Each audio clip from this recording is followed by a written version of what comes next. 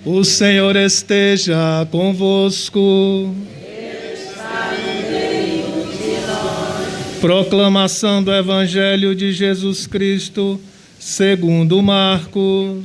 Glória a vós, Senhor. Evangelho de Marcos é o capítulo 9, versículos de 38 a 43, 45 e 47 a 48. Naquele tempo, João disse a Jesus: Mestre, vimos um homem expulsar demônios em teu nome, mas nós o proibimos, porque ele não nos segue. Jesus disse: Não proibais, pois ninguém faz milagres em meu nome para depois falar mal de mim. Quem não é contra nós é a nosso favor. Em verdade eu vos digo, quem vos der a beber um copo de água, porque sois de Cristo, não ficará sem receber a sua recompensa. E, se alguém escandalizar um desses pequeninos que creem, melhor seria que fosse jogado no mar com uma pedra de moinho amarrada ao pescoço. Se tua mão te leva a pecar, corta-a. É melhor entrar na vida sem uma das mãos do que, tendo as duas, ir para o inferno, para o fogo que nunca se apaga. Se teu pé te leva a pecar, corta-o. É melhor entrar na vida sem um dos pés do que, tendo os dois, ser jogado no inferno. Se teu olho te leva a pecar, arranca-o. É melhor entrar no reino de Deus com um olho só do que, tendo os dois, ser jogado no inferno, onde o verme deles não morre e o fogo não se apaga. Palavra da salvação. Glória a vós, Senhor. Louvor a vós, ó Cristo.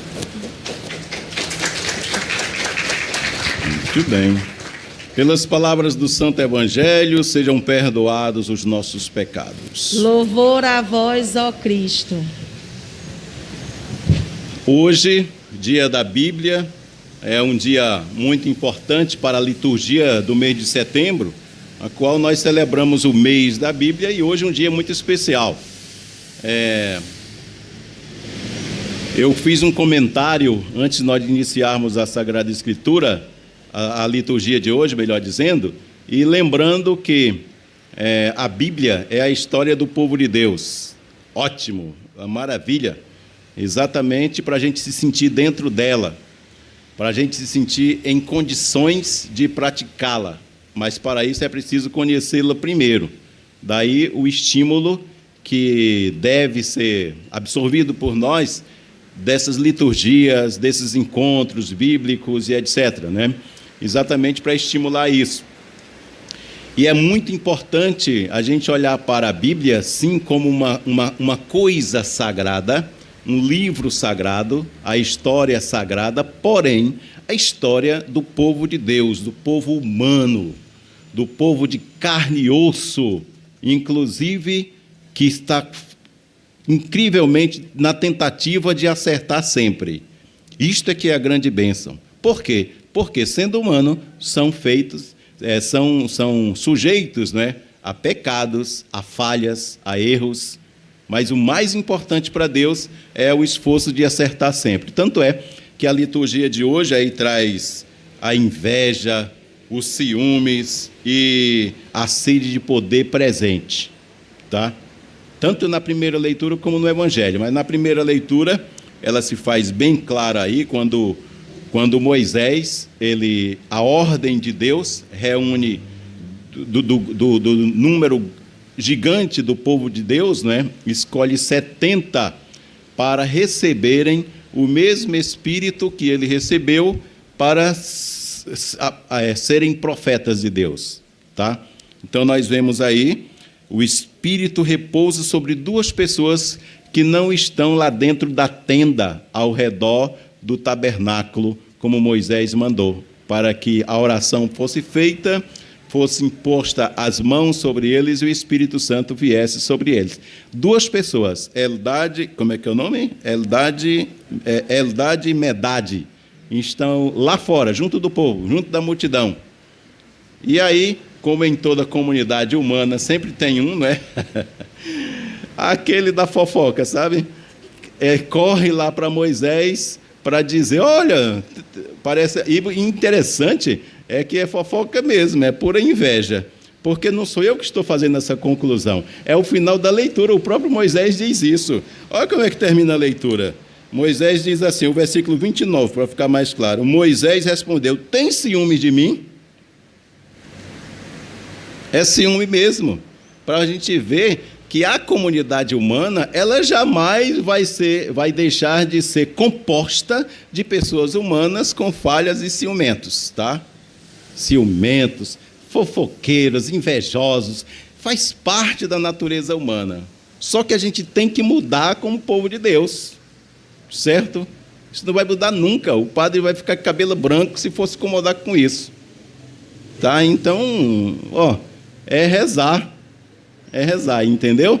Pedir para rezar e rezar não vai mudar não. Desde o tempo de Moisés vai mudar alguma coisa? E isso é tão natural dentro do povo, não é?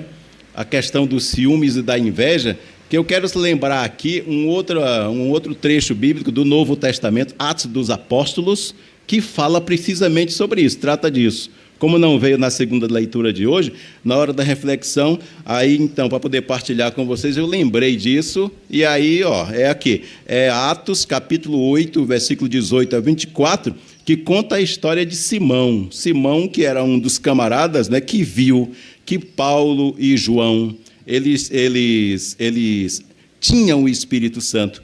E o Espírito Santo vinha sobre aquelas pessoas em quem eles impunham as mãos. Aí este determinado Simão, que era um homem rico, foi oferecer dinheiro para Pedro, não é? Para Pedro e João, para que eles pudessem receber o Espírito Santo também. Olha só as palavras aí de Pedro, diz assim, pereça você junto com o seu dinheiro, pois pensais que o poder compra aquilo que é dom de Deus? Pois não é que o camarada bateu a biela na hora, caiu para trás e morreu, certo? Aí então, graças a Deus, já viu que praga de padre pega, não pega? Aí, o povo costuma dizer assim, misericórdia. Graças a Deus, a gente pensa só em fazer o bem, certo? É a bênção, tá? O padre é feito para abençoar e não para amaldiçoar, mas o maldição pega, cuidado.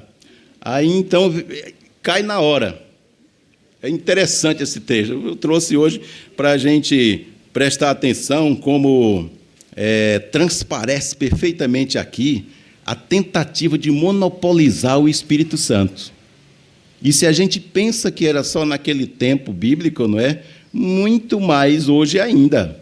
Quantas pessoas se utilizam da fé para se mostrar na frente do povo, para se engrandecer, não é? Para adquirir coisas que passam. A gente vê muito disso, não é? E aí a gente não está falando só de fora da igreja, não? Tá certo? Não é de fora da igreja só, não. É muito importante a gente notar isso, porque é triste, mas é real. Então, essa história de monopolizar o Espírito Santo está aí, 2 exemplos da Bíblia, né? Mas também no Evangelho, né? Transparece no Evangelho essa tentativa de monopolizar Jesus. O monopólio da pessoa de Jesus também não está muito distante de nós. Eles acreditavam que era e feito por quem isso? Pelos próprios apóstolos. O Evangelho mostra aí os próprios apóstolos deixando aflorar a sua mera humanidade, não é? Está vendo como é marcante? Essa força humana é muito marcante no nosso meio. Mas a Bíblia é linda. É ótimo a gente olhar para a Bíblia, olhar para Jesus como pessoas humanas. Porque isso é que dá respaldo a nós humanos, fracos e frágeis, também acreditar que nós podemos nos superar. Isso é que está bonito na Bíblia. Essa reflexão de hoje, da Bíblia que traz hoje, é muito importante a gente ver isso. Então, nós não estamos fora da Bíblia. Nós fazemos parte do povo de Deus, certo? Somos batizados. E mais ainda, não é só porque estamos aqui, somos batizados dentro da igreja, não. As leituras estão mostrando bem clara que o Espírito Santo, ele sopra onde quer. Ele age aonde quer. Às vezes, naqueles até quem a gente menos espera. Pessoas que não fazem parte da igreja e, às vezes, está orientando com toda sinceridade e com toda fé para o bem. Fazendo o bem. Ninguém monopoliza o Espírito Santo, porque é perigoso. Bota a biela aí, Atos dos Apóstolos, né? E a gente também não pode pensar assim, de jeito nenhum, tá? Que somos donos de Jesus. Não somos donos de Jesus. Até o próprio Moisés diz: quem dera que o Espírito Santo estivesse sobre todos, né? Cadê o versículo de novo voltando? Tem ciúmes de mim? Quem dera que todo o povo do Senhor fosse profeta e que o Senhor lhe concedesse o seu Espírito. Todo o povo, olha só como é que age o homem de Deus. Não age com ciúmes, ele combate os ciúmes. Tá? Combate a inveja. É bonita essa leitura, é muito importante. Então, o que temos que levar em conta nesse evangelho de hoje, tanto isso, como também um exemplo da solidariedade. A solidariedade aqui está bem presente no evangelho, numa coisa tão simples, é dar um copo de água só. Olha só, o tema da solidariedade é um dos centros desse evangelho. Qualquer gesto de solidariedade para Jesus, por menor que possa parecer, não vai ficar sem receber a recompensa. Aí um copo d'água. Quem der um copo d'água, né? Jesus diz, dar um copo d'água era um gesto de acolhida muito grande. Um gesto de acolhida, como em nossa cultura, oferecer um cafezinho, quem chega em casa, certo? É a mesma coisa. É a primeira coisa que a gente pensa quando alguém chega em casa, oferecer um cafezinho de acolhimento, não é? Naquele tempo era um copo d'água, porque haja vista que era deserto. A melhor coisa, a água era e ainda continua sendo muito melhor do que café e muito melhor do que Coca-Cola. Tá? O pessoal oferece Coca-Cola, nem pergunta, né? Aí então, a água, dentro da nossa cultura é isso, imagina naquela cultura de deserto, né? Então, Jesus ele utiliza esse símbolo muito interessante, não é? Os samaritanos, por exemplo, eles não ofereciam água a um judeu, por quê? Porque o judeu, ele estava naquele momento indo para Jerusalém. Então, o samaritano é contra o judeu, entenderam? É contra. Portanto, se ele desse água, acolhesse alguém que estava ali cansado, passando pelo caminho, mas estava indo para Jerusalém, então eles não davam água. Por quê? Para eles estavam contribuindo com aquele erro, ou aquele pecado de ir lá para Jerusalém, para o templo de Jerusalém, adorar a Deus. Entenderam? Por isso é que Jesus faz referência. Olha, e isso é bonito, porque Jesus ele chama a atenção, dizendo que aquele que é samaritano, qualquer um pode ser um samaritano, que rejeita, não é rejeita, o termo certo é nega, não é que nega qualquer coisa simbolizada num copo d'água a outra pessoa, só porque não é da sua família, só porque não é da sua raça, não é da sua religião, e etc., está perdendo esta graça que Jesus oferece. A água, o copo d'água aqui é só um símbolo de tudo isso que a gente deixa de oferecer a alguém porque não é simpático a ela, porque é de outra fé, certo? Porque discrimina. Então, quem oferece qualquer coisa, qualquer apoio simbolizado aqui no copo de água de Jesus, a outra pessoa, mesmo sendo de outra fé, de outra religião, de outra cultura, qualquer um que seja necessitado, tem tudo a ver com aquele exemplo da semana passada, não é? Que Jesus coloca uma criança para representá-lo e representar qualquer um que seja pequenino. É a mesma ideia. A ideia é a mesma, certo? Então, o copo de água aqui tem um símbolo muito importante, muito importante. Então, Jesus é exatamente isso que Jesus está fazendo, né? Ele indo para Jerusalém, e aí vai para enfrentar as autoridades religiosas da época pacificamente, e nesse caso, dar um copo d'água é um sinal de cooperação,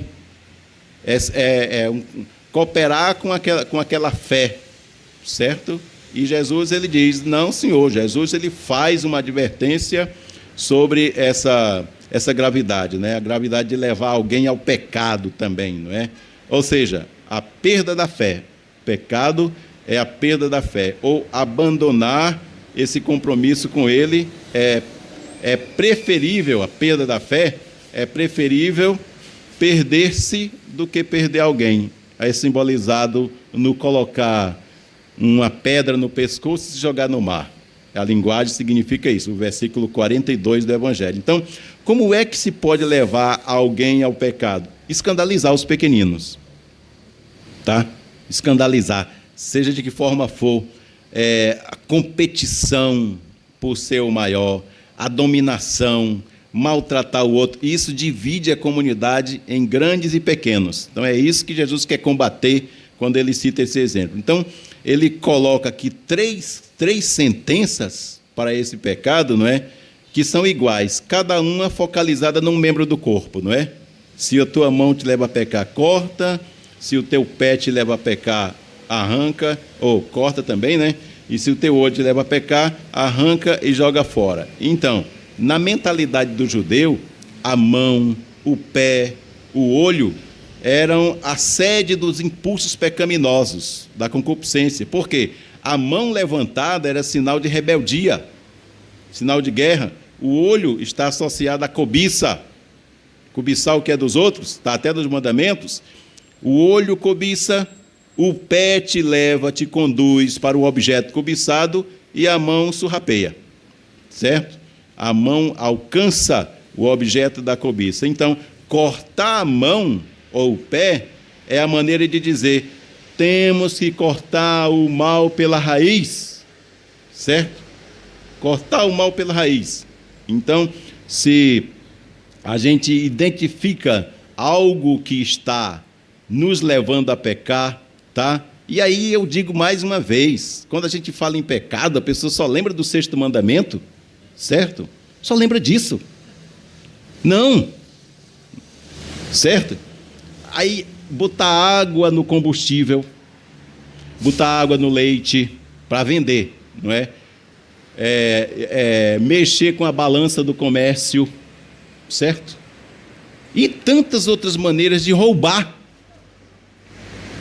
Tantas outras maneiras de roubar, que a nossa consciência vive tão leve aí, achando que está tudo bem, porque eu não estou trabalhando lá ou vivenciando, sei lá, o 6º mandamento, e aí vai esquecendo dos outros, que são até piores, tá? Quanta falta faz milhões fechado e fez dentro de um apartamento?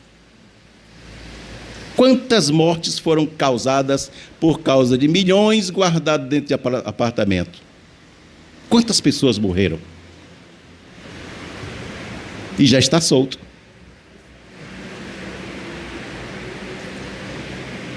É terrível isso. É terrível.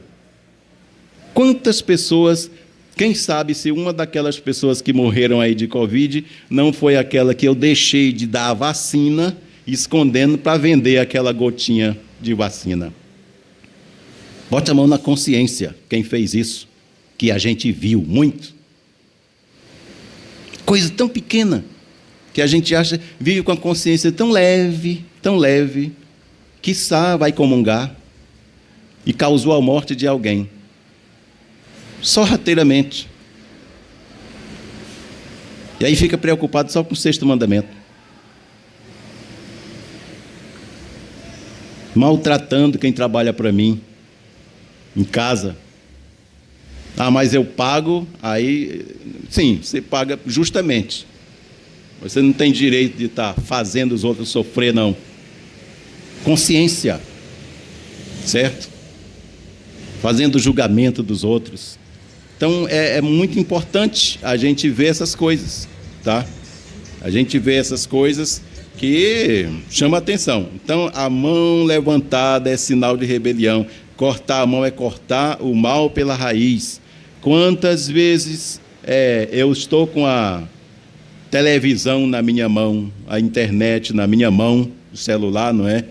E eu fico acessando bobagem, besteira, que vai alimentar a minha mente, o meu coração e vai me levar a pecar. Olha, a mão, o pé e o olho. É a mesma coisa.